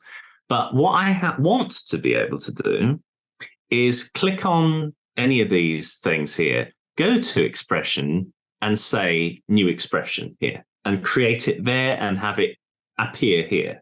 And I don't have to go into the X sheet and fiddle around with that at all. I just do it straight from here. But instead of that, I do have to go into the X sheet, make a new expression, diddle about here, and then link it up. There's a lot of extra steps, and it frightens people. You know, the expression, the X sheet is scary at first, you know, and it's an overhang from when animators did dope sheets. It's sort of, I don't know any animator that uses dope sheets in this way at all now. It's, I mean, not for the sort of work I do. Most, you know, young animators have gone strictly over to timeline only stuff. And one of the things that would be quite helpful actually is when you, in the X sheet, you have the annotations bar, if you want it, don't you? So you can sort of write on it. It'd be great if there was an annotations bar here.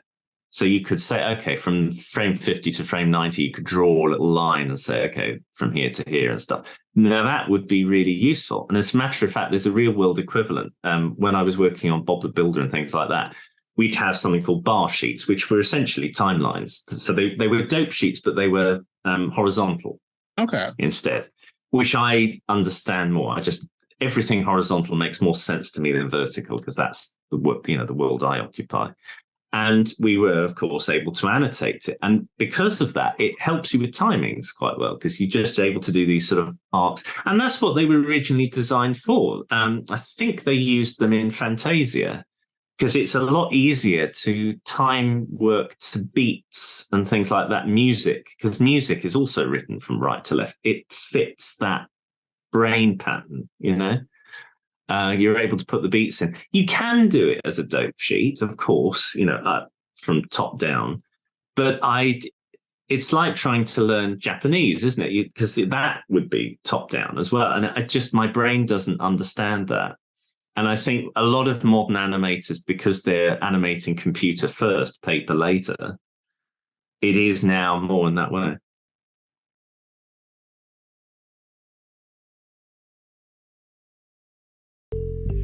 Have you ever wanted to rig characters in Toon Boom Harmony, but the node view scares the crap out of you? Well, I'm hosting a mini workshop that might just be what you're looking for. My name is Tony Ross, and I'm the owner and creator of TonyTeach.com, where we specialize in taking programs that have a steep learning curve and teaching them in a way that's really comfortable for beginners and novices to catch on to. So, on Saturday, October 21st, from 9 a.m. to 12 p.m. Eastern Standard Time, I'm hosting a 3-hour workshop where I'll show you how to rig a simple stick figure in Harmony Premium from scratch. This demo will go over working with the node view, using pegs, and basic parent-child rigging. In addition to this, I'll show you how you can save out a blank rig so you can attach your own artwork to it later. Now, this event is held online, but it is taught live, so you can ask questions during the demo as well as during the Q&A afterwards. Can't make it at that time? No worries. The workshop will be recorded and made available to all who signed up for the workshop. Though this workshop isn't free, it is actually cheaper than my hourly rate. So, this will be the first in a series of workshops, and I'll later be showing more complex things like working with deformers and even master controllers.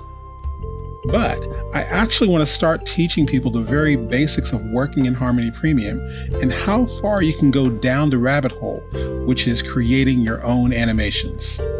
Seating is limited, so sign up today. Hope to see you there.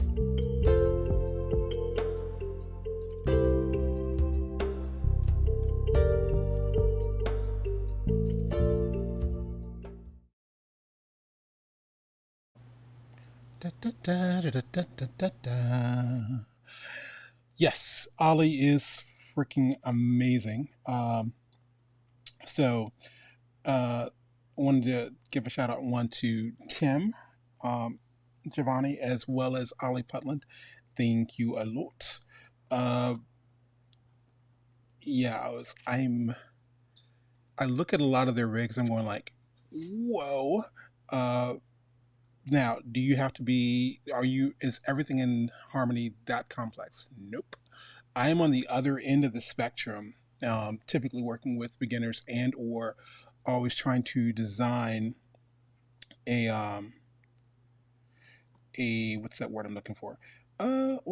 Basically a simple rig. So let me get away with something here. Get rid of that keyframe, F7, thank you. Get rid of this one, F7, thank you. All right. So I'll share with you, these are what are called, when you look at a node view and everything looks, let me pull this background out of here. Go bye-bye, thank you. When you look at a node view and pretty much everything you see is kind of what you see is what you get. This is referred to as a flat rig. Not a lot going on. These little guys that are turned off, it's just the original sketch. These are sketches, I want to say, is it Ed Imperley? I was telling Chris Cartledge, my good friend and one of the main illustrators I use, I was telling him to kind of match that style. So this is from last year's summit. I was playing around with 1,000 vampires. So the concept I have here, let me turn off this earring for a moment. Earring, yes, turned it off. Thank you.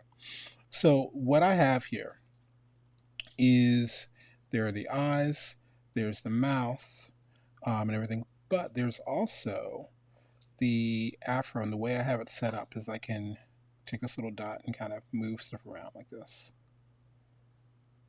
Ever looking up? So there's that concept, and if I do turn on her earring, press A, what I'll do, that's there. Let's see. Let's drop in a keyframe here, F6. One, I can kind of skew this a bit and maybe move this closer. What does that look like? Okay, kind of like that. And then the last spot, let's pull that a little bit closer even.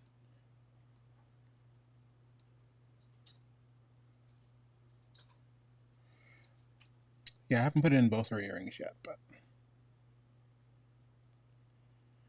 also there's a little bit of play that I'm doing with her arms. Kind of a little bit of, this took a little bit of studying, like Daffy Duck and other characters like that. Let me see. Ollie's video on making characters in Toon Boom more fluid was what got me subscribed to him. It's the personality and the production value of his tutorials that really sold me. Yeah, he sucks. It's like, yeah. There's one, my favorite thing that Ollie made. I'll see if I can find it over lunch. He did a thing on master controllers, and this is years ago. I want to say it was in Harmony 17, but he made a video that has there's no talking. It's a rock music video. It's like Schoolhouse Rock, but for Harmony. And to me, it explained master controller so well. But I remember first seeing that and going like, oh my gosh, this is awesome, and I hate you at the same time. So yeah, Ollie's really, really cool. He's one of those people that, speaking from a tutorial standpoint, I'll see him do something and it inspires me to go not copy what he's done or not go, well, I'm going to do the same thing in my voice, because one, his voice is better than mine. By the way, he also has as in his youth, he was an incredible, I guess, is it soprano? But yeah, when I first Googled Ollie Putland, I was like, wait a minute, there's this kid singing. Is that Ollie? It's like same dude. Anyway, but yeah, he has a way of explaining things well. So yeah, he's a beast. But yeah, I was playing with the idea of, if I have characters that are all in black outline, how do I make it so, let me set this up. How do I make it so when the line crosses over, make it work? So that's actually set up in the node view as well. But yeah, having some fun here. I am also playing with the idea, and I cannot remember the young lady's name,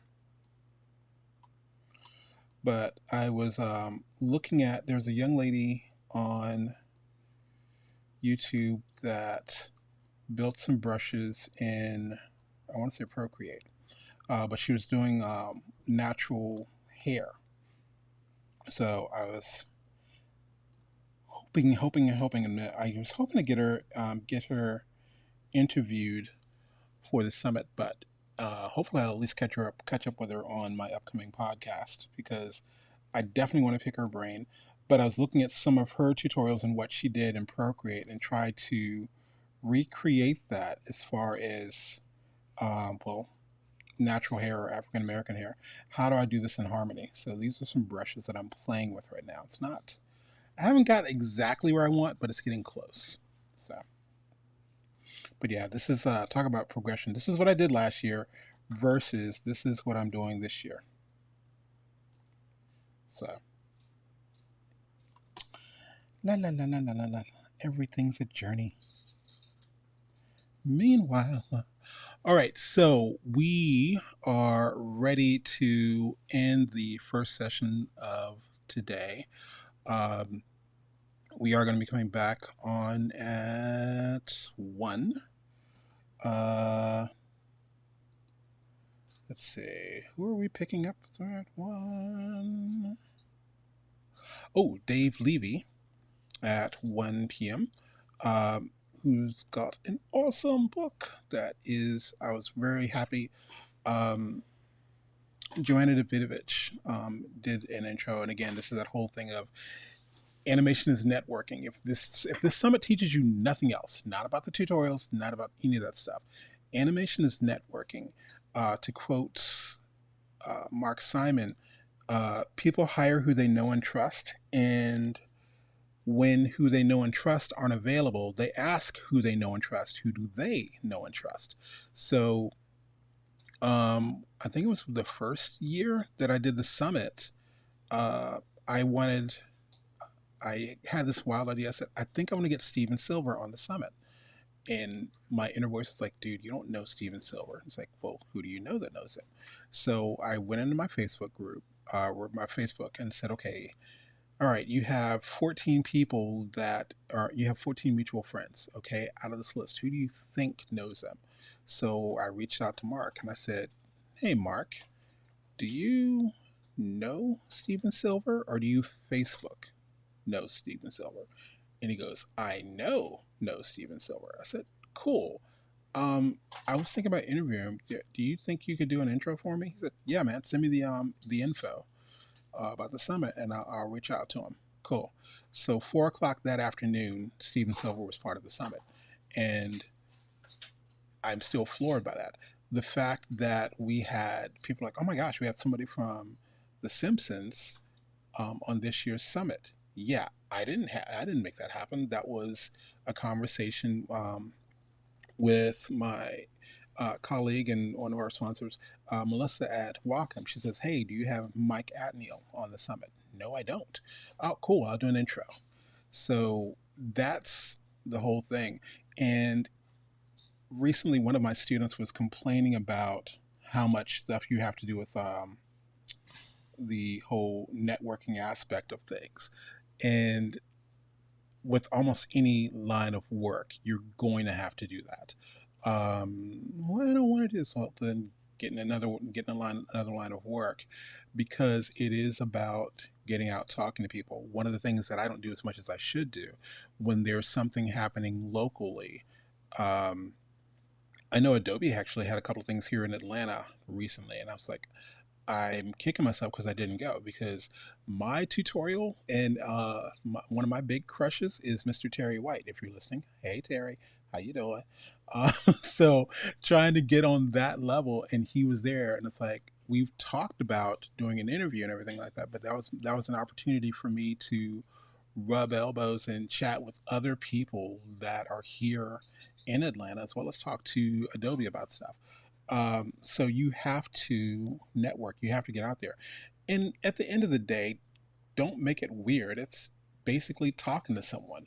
The way that I handle these interviews, it's not like I'm going, so when you were born, what were you doing? It's like, no, it's not doing that. It's just literally having a conversation with people. Networking, as far as what you're doing, is you're telling people, networking and marketing is telling people what you're up to. What are you doing? What are you working on? So yeah, start doing that more. Meanwhile, all right, so I'm rambling. So we're going to time off, check out one of those things. I'm turning off the first part of the summit. When we get back, we are going to have more interviews. Oh my gosh, and I almost forgot, Mike Morris is going to be doing live. Hopefully we can actually get this without any technical issues. Mike's going to be doing a live demo. We're going to be playing around with Storyboard Pro. So that'll be pretty awesome. All right. So this has been Tony Ross for the 2D Animation Virtual Summit. And this is part 1 of day 5, our final day here. So I will see y'all later.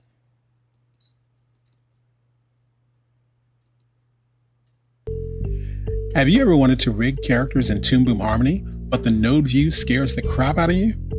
Well, I'm hosting a mini workshop that might just be what you're looking for.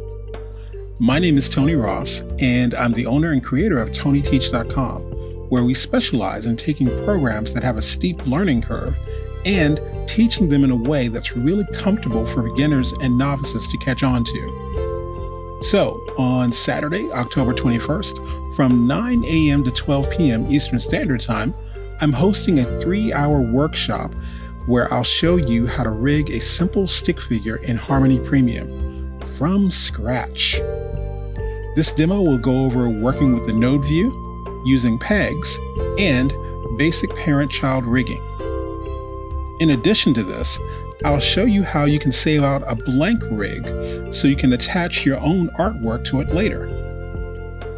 Now, this event is held online, but it is taught live, so you can ask questions during the demo as well as during the Q&A afterwards.